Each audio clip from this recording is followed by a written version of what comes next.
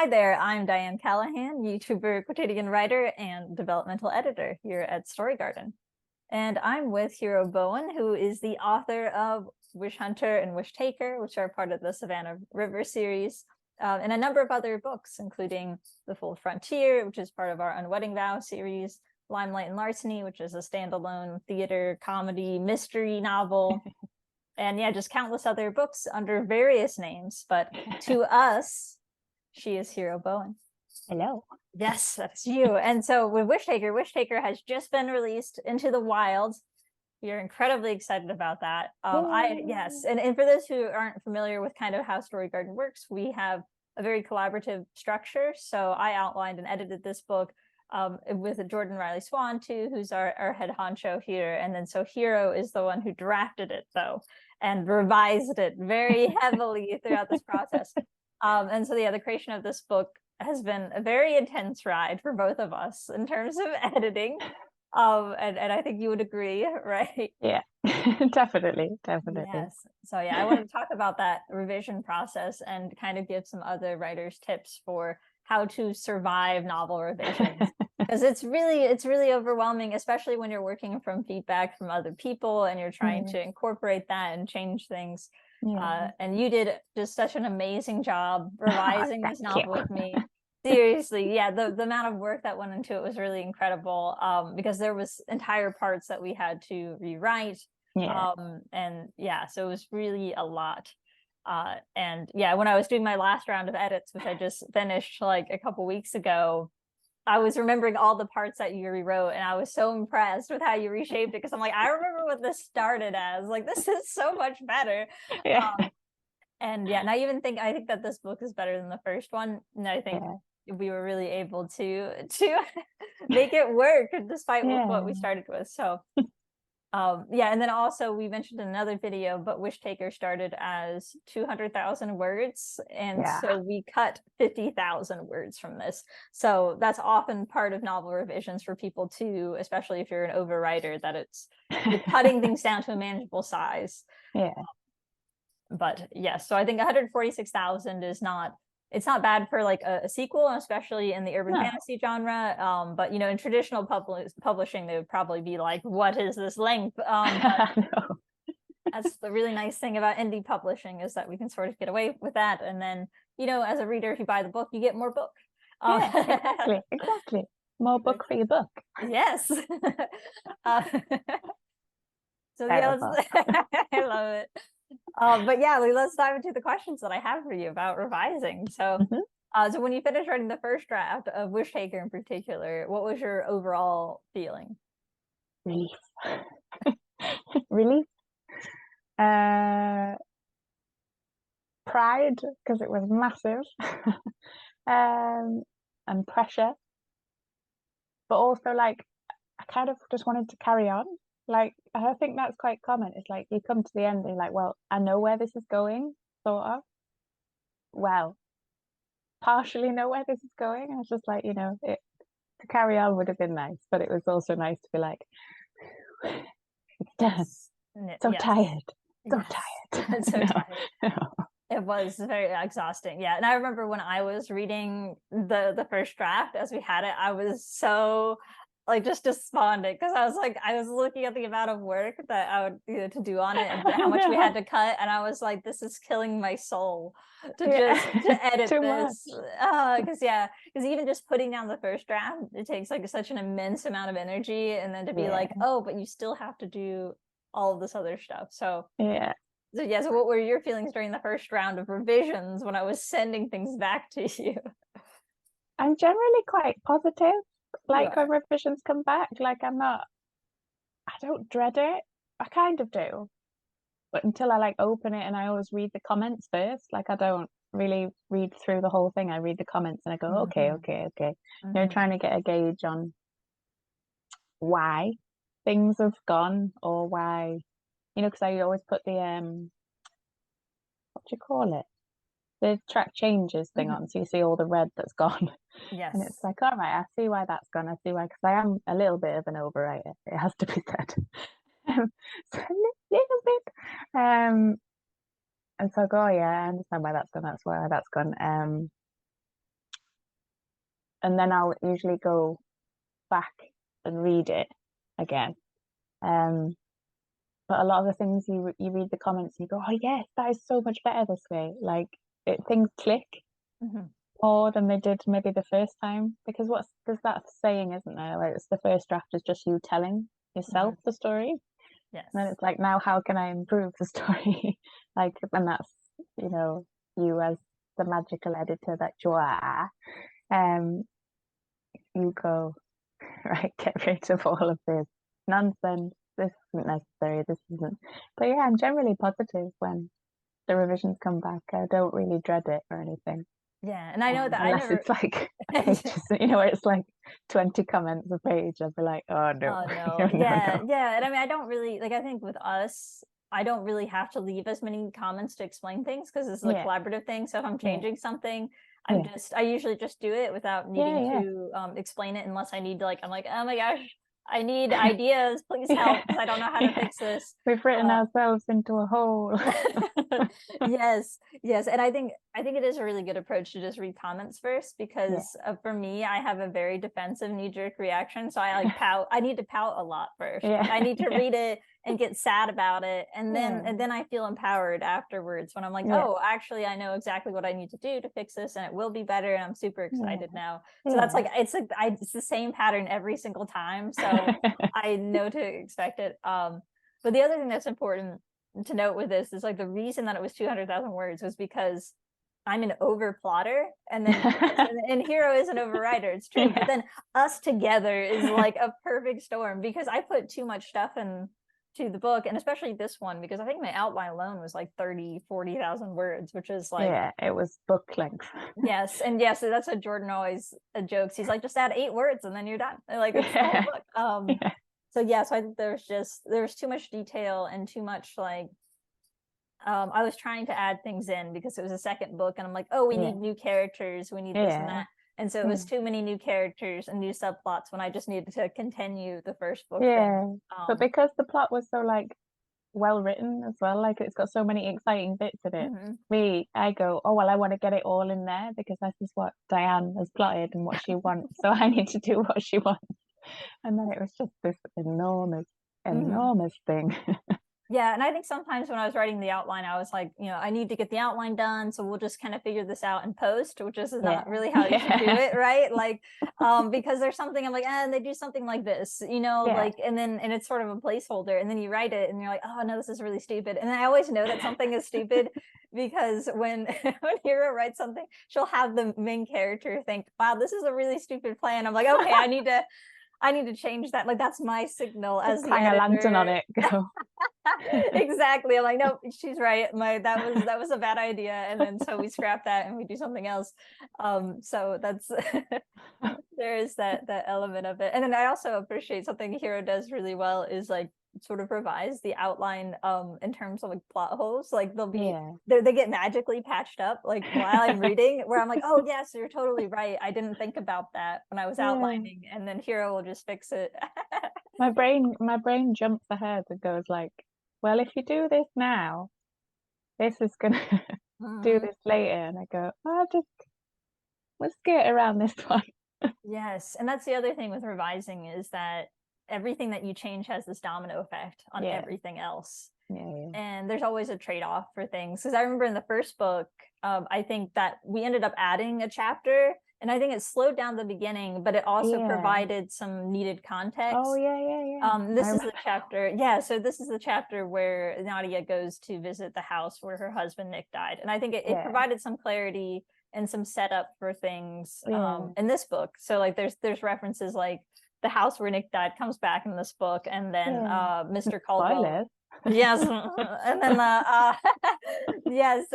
the Atlanta Wishmaster is mentioned, Mr. Caldwell, in the first book too, and that also becomes a big part of the second book. So it's sort of like this foreshadowing thing, and then it also serves other purposes within the first book too, to make the story more about the family drama and things like that. And I think people kept not realizing that Nick had died, like, in the way he had, because they thought, they're like, oh, he died in a car crash or something. Really, no, that's not how it is. So we need to kind of show where he died to make that a little more memorable in the scene. So, but then the consequence of that was like, oh, now the opening's a little slower, but it adds these other things into it. Exactly. So yeah, I think when you're revising your novel, you're like, oh, is this the right choice? Because like there's always a trade-off. Like there's nothing that you will do. Like a faster pace means less characterization, you know, and that's what it is. And yeah, more characterization. Tangents get cut. Yeah. Subplots get cut.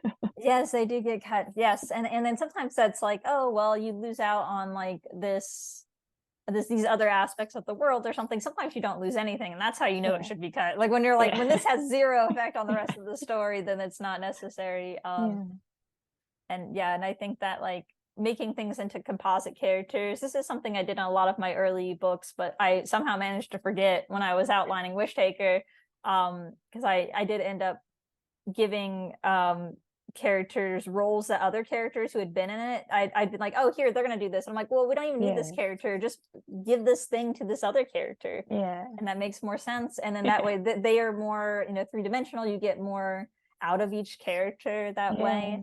So I think like, yeah, combining character roles is like one of the best tricks for condensing things. Definitely. Oh my gosh. And yeah, and then so like the final read that you did where you were addressing the comments from Angela, who is our developmental editor. So like I am a developmental editor, but also in Wishtaker, I'm very like, I guess I'm more a substantial editor, and I'm also the line editor and like and everything editor. Yeah. So but then but Angela, we wanted to have outside perspective. So we had her read it, my husband read it, and then Jordan also read it. So like we had, you know, like still had a good deal of outside feedback. But how did that last read feel when you're reading the 145K version of it? I mean, Angela is amazing, and she puts positive comments as well as like, this needs changing, which is I have to have that, because otherwise I'm like, well, what am I doing this all for? Nobody likes anything. There's not even a smiley face. No, there's always smiley faces. And just that last read was very necessary, and her changes were very necessary in catching some of the things that we, despite having read it many times, hadn't caught. Because I think sometimes you just, when you've written it or you've plotted it, you don't see those little snags that just need like sorting out. But there was a little bit of frustration because I don't think it gives anything away, but it was to do with like Nick stuff. And a lot of it was cut in the first book. There was quite a lot of Nick stuff cut, and then this book, as it turns out, the Nick stuff was necessary. And it's like, but you don't have the foresight of that back on the first book. So that's not Angela's fault at all, because she's a wizard. But it was just like, swearing, so much swearing. It is. And I mean, so this speaks to an interesting problem that I've encountered quite a bit, is where the scene means something to you as the writer, and you know it's important later, but then the reader also needs to believe it's important in the moment. So like, I think every scene that you have needs to feel like it's doing something in the moment, in addition to whatever it does later. So, like, and so that's hard sometimes to like find that balance with it. It's definitely a balance, because it's I understood the need to remove them in the first book, because it was slow, especially with the additional chapter. It was slowing a lot of things down, just like memory stuff. It was slowing quite a lot of it down. And then you come to this one and you're like, and I mean, I think it also speaks to this difficulty of how to convey backstory and characters who don't physically exist on the page, because so Nick is Nadia's dead husband, as we know, but some readers might not. And so like when you're portraying somebody who is dead, who does not appear as a character, like that is very difficult for the reader to really conceptualize them. And I think it's kind of like in real life, like if you know, you hear about somebody dying and you know, you're like, oh, that's really sad, but it's so different if you've met them. Like it's an entirely different experience. So I think there is something to that too, of like on page, off page experience. So like things that happen off page don't really matter as much to the reader, which is why so often that like, you know, writers might use like a flashback chapters or like, you know, they'll use that for backstory instead of, you know, just explaining it. So that's like something interesting to discover, because I do think like yeah, like once, okay, I know, okay, I can't spoil anything. Yeah, But yes, I but know. there's yeah, so it is a tough balance to strike. So that's a thing when it comes to editing backstory and editing foreshadowing too. Yeah. Yeah. But and then it was also like I was just quite amused because obviously every like project I do, I learn something, and it was just like um it was nice that she pointed out where I'm like my, and not in a horrible way, but like my weaknesses as a writer, because like sometimes I'll just go, oh, felt, it felt, she felt, because I can't think of anything else at that moment, and I'm like, I can't, not that I can't be bothered, but I'm just like, I don't have the energy to go, this is what the physical body did Yeah, as exactly. this feeling, so I'll just put felt, but then like it's made me aware of it now, so like, which I think is a really good thing, because I'm like, oh no, don't put Yes. felt. Yes. Yeah. So people, they use for the writers out there, they use filtered verbs or filter phrases Yeah, like felt yeah, or saw or heard, and usually you yeah, can rephrase those to eliminate them and make the experience more direct for the yeah, reader.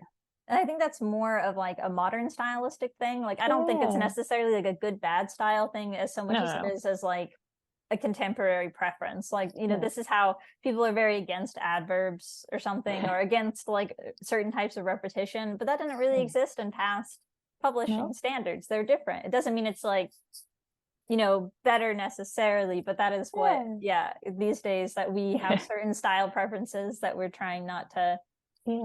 to lean into. Because yeah, if we use adverbs everywhere, people will be like, what an amateur.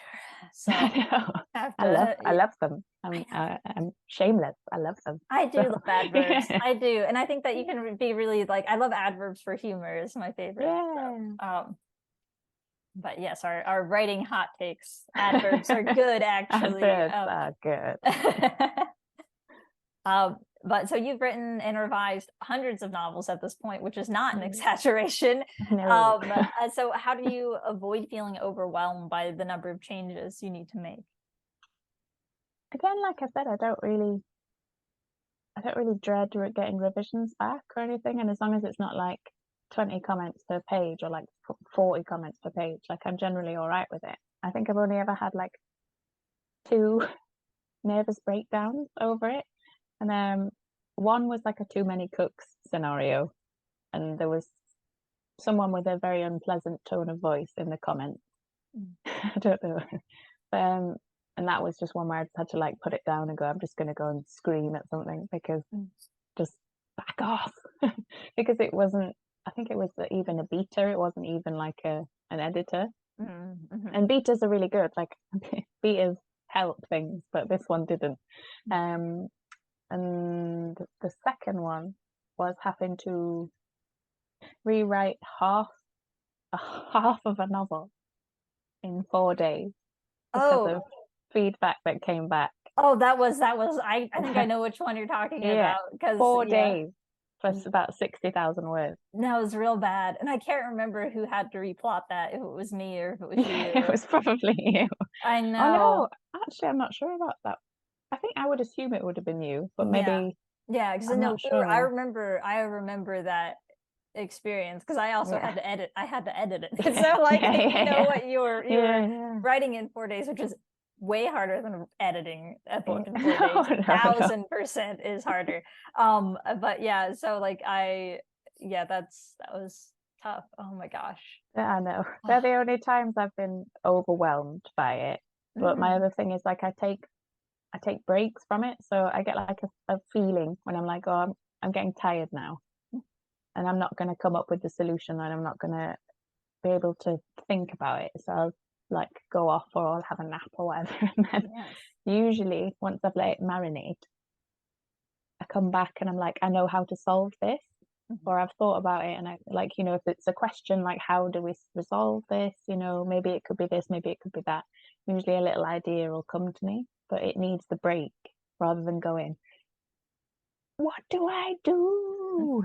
But yeah, I don't really feel overwhelmed, I wouldn't say. But then Yeah. I think I'm lucky in that there's not usually a vast amount of comments. Yeah. Um, And is it different for your own writing versus writing that you do for work? yeah, I'm a bit more particular and a bit more like, well, I don't necessarily agree because it's what you were saying. It's like, well, no, I like this, so it's staying. But then I do like to go on a tangent, and I've learned that I need to rein in tangenting, being tangent, whatever it is.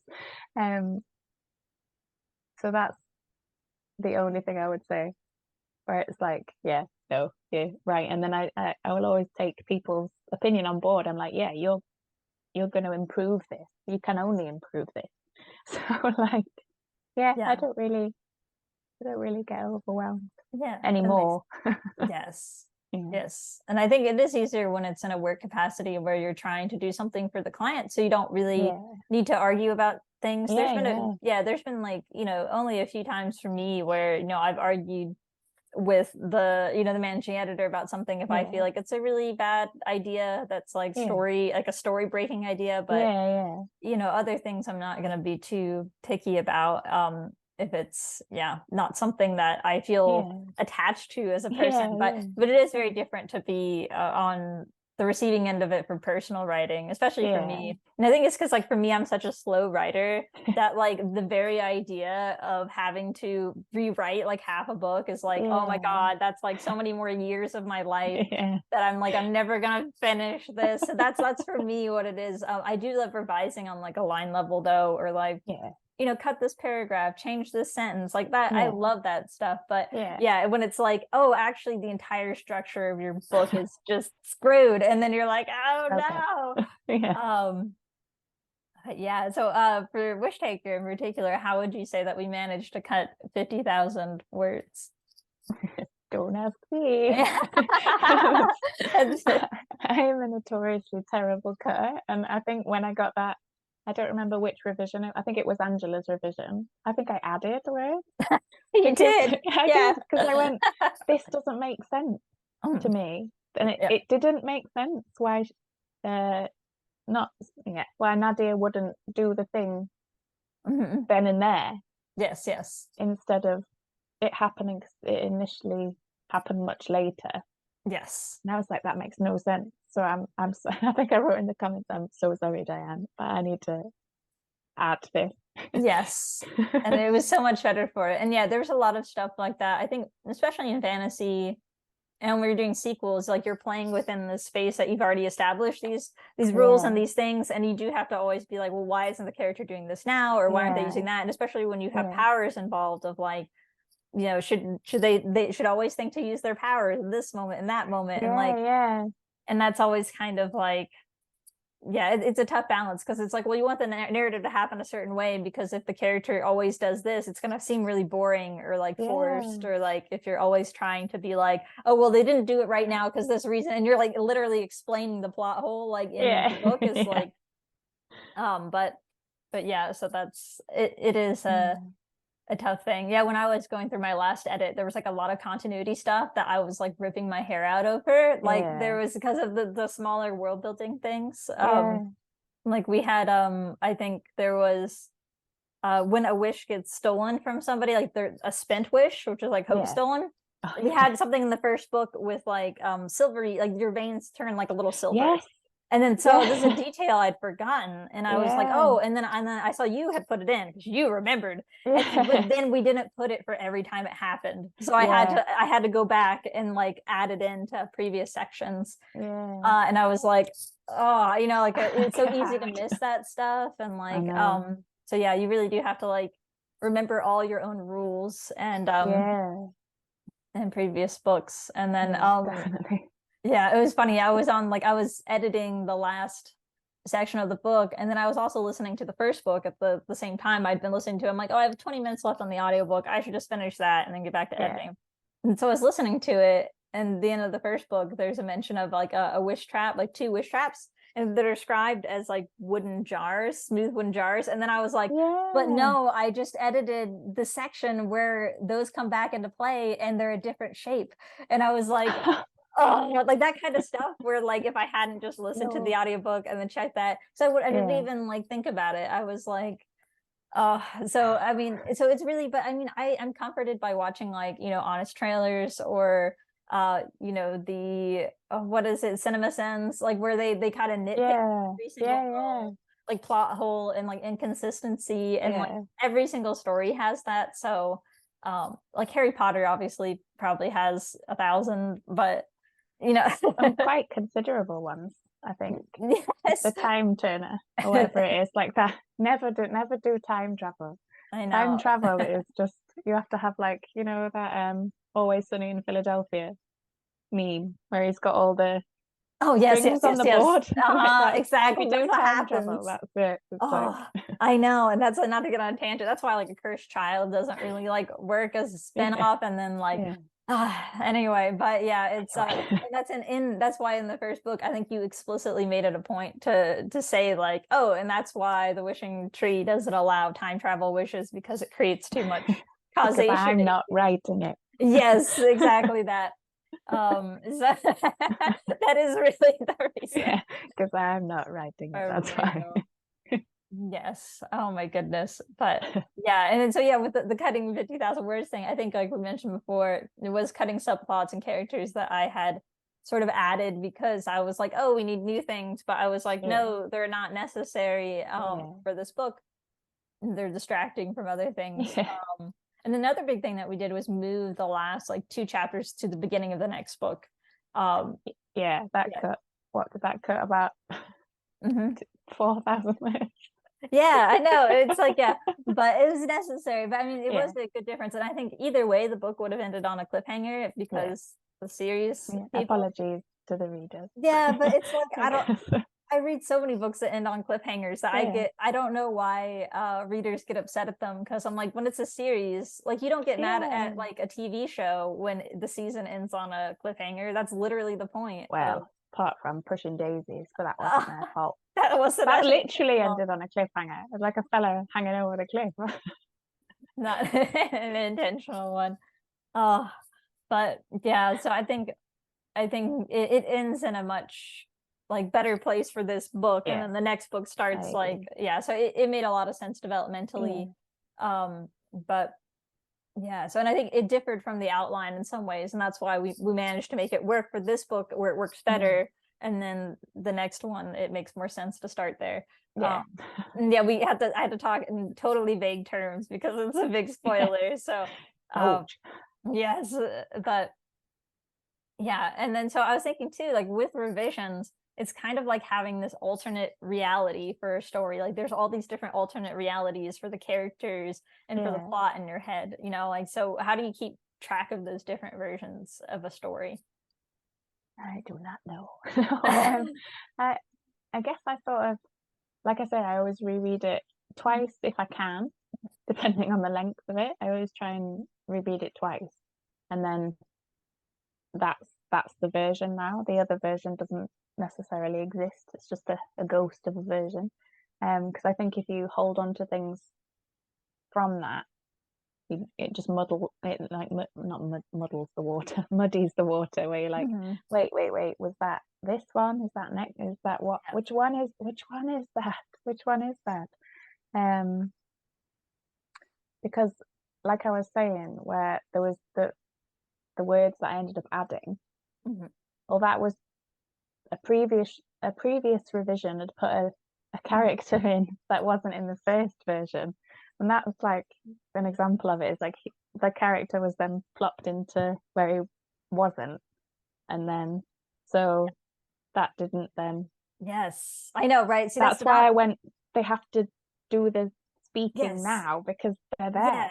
Yes, exactly. So see, that's the domino effect, right? Like everything you change, and then I think too with continuity, it's like you have to reread it from the top, because there's I remember another book we edited like where we changed the season that it happened, and then there was a mention of somebody wearing like winter clothes later. So it's like, you can't just search for, you know, spring, and I can just change, I can find and replace like that. There's all these little details, continuity errors and like things. And so I think rereading is so important. And then especially like, you know, I think reading the draft or revising it in one and sort of like close together, because if you take too long between revisions, you're gonna forget everything that changed. And then so I think like, you know, reading it from the top across a few days is really great for continuity. I And think that's the only way to do it, really, and then go, right, this is the vision. This is the vision. This is the Yeah. version. It Yeah. is. And yeah, there's like, and it's going to be interesting because the character that we essentially cut from the second book is going to be a character in the third one. And like I was like, I don't like her personality in the original draft. So like, Yeah. but now that we've cut her, I can like have another chance at Yeah. like Yeah. trying to make her a different type of character. So she's going to be Yeah. like something different than what we wrote in this dead version of the canon. No longer alive. Yes. Yeah. Super strange. Okay, let me think. So what have you learned about yourself as a writer from your experiences with revising your work in general? It's just been a very valuable education. Like I said, you know, like comments, like the fillers and whatever, I am now conscious of them. So I'm like, even if I can't think of something, put something better than a filler in there. Or like, I think sometimes I write the way I speak, and I often use a lot of fillers or like hedging and things. So is it called hedging? Yeah, something like that. Yeah. And I think I write that way sometimes. So it's me trying not to write that way anymore. Like I still write like me, but I try and cut that stuff off. And then it's pinpointing what the meat of the story is instead of like the gristle and the offcuts and there's a piece of meat over there, let's go and investigate that. No, stick with this. With this. I'm like that too, because I think it's like the whole keep it simple stupid principle, because principle is very valuable. Because I struggle with that on like a structural level, because like I really like having multiple plots, but everybody else is like, what is with all these like tentacles that you have, like where are these going? Like where yes, I know. So but yeah, for me, I like having like kind of, here's this foreground plot and here's this background plot, and then these are sort of intertwined and they're just sort of like going in these various directions. So like I think I understand the way that I plot things is like quite different from how other people plot them, which is like, it's a good thing, because you know chat GPT cannot plot a book this way. So you try 50,000 words on a plot. You try doing that. I wonder if that would work. And I've learned that because I quite like a to and from, whereas I always like to see how characters get from A to B, but nobody cares. I care, but nobody else cares. Nobody cares about the drive. Nobody, like, you know, little smatterings of it, but and I've learned to go, just because you care about it doesn't mean anyone else does. I always do that, and it's really annoying, because I'm like, literally nobody cares about them taking 4 steps across the room unless it's like a romantic moment, which, you know, something like that makes sense for you to talk about the distance. But if it's just like they get from A to B, good, start at B. Yes, and I think that is the interesting thing of like the layers of revision, because I think, you know, when you write for yourself, and then you revise for yourself to like, okay, now it's true to the vision that I had for the story. And then, but then when you're revising again, you're revising for the reader and for this audience, and you have to view it from an outside perspective and think objectively, okay, what does my ideal reader want? Like, what do they want from this experience? And am I giving that to them? Or am I just like, you know, being a really little boring? Yeah, exactly. Like, cause sometimes I think, we can get kind of precious about things, or like we think something's interesting, and maybe it's not, or maybe we just got lazy. I think that's, for me, that's always what it is. It was because I couldn't think of anything better. So I just did this. Whatever. So that's what revising is for. I always like too much description as well. Like, cause I like to really describe things. I'm like, but nobody cares. Like, some people might. No, that's not true. Some readers might be like me and they want to have loads of description, but you just a middle ground between it being like a page of describing one thing and like just little smatterings of what was there, which is what you're magical at doing. So it does. Keep this. I will say, I think Witch Hunter has a better sense of setting than the second one. I think the second one, like it has so much plot that we don't have as much description, but then I think the third one has a very interesting setting that I love your descriptions of, and I think I ended up keeping a lot of those. So for that, and so hopefully we have some other really interesting scenes for description in the third one. We'll have more room for that, where you know, it's not like constant plot all the time. So we actually have time to look at things outside the conversations and the running around. Feed my desire to describe. Yes, there you go. Yeah, I know I need to put stuff in there for you. But and then my last question is how did you survive revisions for Wish Taker? What kept you going? I think it's quite simple, really. Wanting it to be read and needing it to be out there finally. But it's a better question for you, really. How did you survive revisions with plastic ducks? Like with plastic ducks, yes, because I had these little. Actually, I have them. I know it's like I have them right now. I keep them in this bag. But when I was revising the last time, every 5 pages that I edited, I could put a little duck on my desk. This is from Atomic Habits, because there's this thing that he talks about of like taking a paper clip and putting it into like a bowl every email or something you answer. So it's the same thing. So you have visual progress where you're just like, okay, now I get this tiny duck, and that makes it feel a little worth it. But I think really the answer for me is like my husband, and then my friends who are very supportive of like things, and they kind of check in with me. And then honestly, my husband reading through it, and he gave so much feedback. He absolutely loved the book, by the way. I think I've told you that, but like just because like just so that because like he was the first one other than us to read it. And that like that was really encouraging, because I think that's something that everybody needs when they're revising, is like one person to believe in it. That's not you. You need one person to be like, I see the potential in this, and you have something good. Because if you don't have that, then it becomes very difficult to find motivation. Did he read the big version? Yes, he did. But he helped me cut it down. God too. Bless your husband. I know. So yes, I know. And he said he's gonna read the slim version now too. So that will be very nice. But yeah, so everybody should go out and buy Wish Taker, so we can feel like it was all worth it in the end for the readers. And yes, the first one, Wish Hunter, is available for free as an ebook, but we also have it in print and audiobook. And the second one will have a print edition very soon. But yes, the ebook is already available for your reading pleasure. Yes. Go and get it. Please. Yes. And so we will see you next time on our Story Gardens.